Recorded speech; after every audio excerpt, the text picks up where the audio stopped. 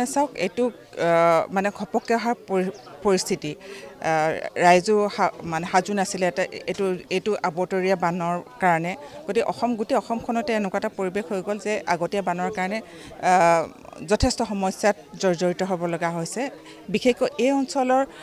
এটা খুব সুন্দৰ ৰাস্তা আছিলে এই ৰাস্তাটো এই অঞ্চলটো আচলতে ক'বলৈ গ'লে আগতে মাজুলী সমষ্টিৰ অন্তৰ্গত এতিয়া দেৰগাঁও সমষ্টিৰ অন্তৰ্গত হৈছে এটা সুগম পথ আছিলে কিন্তু এই পানী এৰি দিয়াৰ লগত বৰষুণৰ বতৰটোৰ যিটো মানে স্বাভাৱিক প্ৰাকৃতিক দুৰ্যোগ সেইটোৰ লগতে ওপৰৰ পৰা পানীটো এৰি দিয়াৰ লগে লগে ঘপককৈ পানীখিনিয়ে যেনি তেনি বাট ল'লে আৰু আমাৰ ৰাস্তাটো দুজেগাত আপোনালোকে দেখিবলৈ পাইছে অতি ভয়ংকৰকৈ ৰাস্তাটো উটুৱাই লৈ গ'ল সংযোগ বিচ্ছিন্ন হৈছে ৰাজ্যৰ লগত গতিকে এটা খুব দুখ লগা কথা আৰু আমি নিশ্চয়কৈ চৰকাৰক এইখিনি কথা চৰকাৰ নিজেই অৱগত হৈছে আমাৰ ফালৰ পৰা আমি যিহেতু দলৰ কাৰ্যকৰ্তা গতিকে দলৰ ফালৰ পৰা আমি চৰকাৰক অৱগত কৰিম যে অতি শীঘ্ৰে এইখিনি যাতে ব্যৱস্থাটো সমাপন কৰি এই সমস্যাটো সমাধান কৰি ৰাইজক এইখিনি দুৰ্যোগৰ পৰা যাতে উদ্ধাৰ কৰে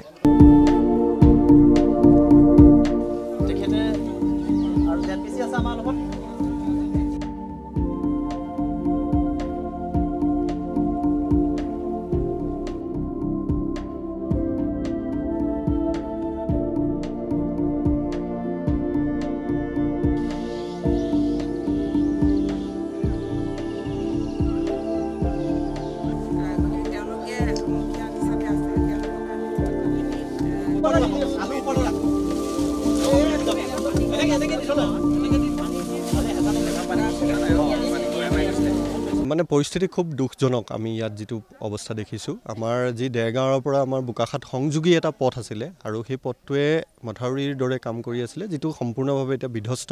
আৰু এই অঞ্চল সম্পূৰ্ণভাৱে মানে পানীৰ তলত থকাৰ নিচিনা এটা পৰিৱেশ হৈছিলে যদিও এতিয়া পানী অলপ নামিছে কিন্তু তথাপিও বিপদ এতিয়াও এৰ খোৱা নাই আৰু ব্ৰহ্মপুত্ৰ নদী প্ৰায় ৰাইজৰ একেবাৰে কাষলৈকে গুচি আহিলে সেইবাবে আমি সেই যিখিনি ব্যৱস্থা আছে সেই ব্যৱস্থাৰ কাৰণে আমি প্ৰশাসনৰ লগতে আমাৰ নতুনকৈ নৱগঠিত আমাৰ যি দেৰগাঁও আপোনাৰ সমজিলা হৈছে তাৰো বিষয়াসকল আয়ুক্ত আহিছে লগতে আমাৰ মাননীয় সাংসদ মহোদয় কালি ইয়াত ভিজিট কৰিছে আমাৰ গোলাঘাট জিলা বিজেপিৰ আমাৰ সন্মানীয় আমাৰ সভাপতি চন্দ্ৰজ্যোতি ঠাকুৰ ডাঙৰীয়া নেৰানেপেৰাকৈ আমি প্ৰায় 3 দিন ধৰি সকলো কাৰ্যকৰ্তা আমি এই অঞ্চলৰ লগত যিদিনাখন হঠাতে পানী সোমাই আহিলে আমি তেতিয়াৰ পৰা আমি ইয়াৰ লগত জড়িত হৈ আছোঁ সেইবাবে আমি ৰাইজৰ দুখ দেখি আমি যদিও আমি কিছু সকাহ দিবৰ কাৰণে চেষ্টা কৰিছোঁ যাতে প্ৰশাসন আৰু ৰাইজৰ মাজত যাতে এটা সমন্বয় এটা হৈ থাকে তাৰ বাবে আমি চেষ্টা কৰি আছোঁ আৰু আমি ভাবিছোঁ প্ৰশাসনেও যথেষ্ট কষ্ট কৰি আছে আৰু এই ক্ষেত্ৰত আমি আশা কৰিম যে আগন্তুক দিনত পানী অকণমান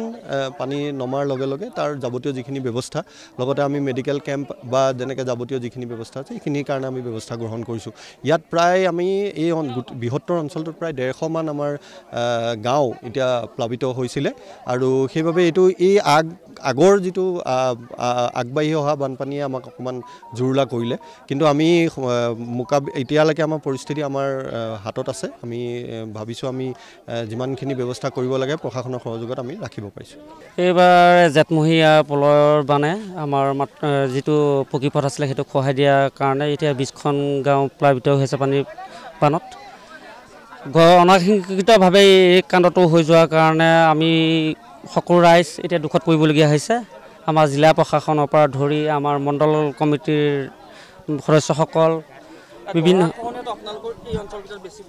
এইটো গৰাখহনীয়া প্ৰতি বছৰে গৰাখহাই থাকে আমাৰ আগতে আছিলে তাত সিফালে 20খনমান গাঁও প্ৰতি বছৰে যোৱা বছৰো খহাই আছে তাৰ বছৰো খহাই আছে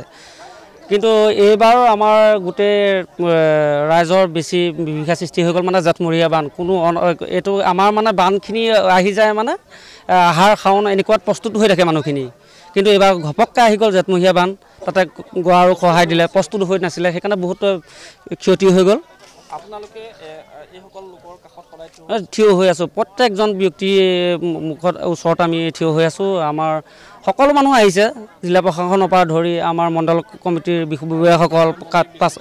পিস্মিতা গগৈ আহিছে কামাখ্যাত প্ৰসাদ ডাঙৰীয়া আহিছে আমাৰ অৰুণভ দা আছেই লগতে আমাৰ আৰু যে গোলাঘাট জিলাৰ মণ্ডল প্ৰেচিডেণ্ট ঠাকুৰী দা আছেই সকলো আছেই। আপুনি বিচৰা বাতৰি পাব কেৱল নিউজ 18 এপত। নিউজ 18 এপ ডাউনলোড কৰিবলৈ স্কেন কৰক এই QR কোড। গুগল প্লে ষ্টৰতো পাব এই নিউজ 18 এপ।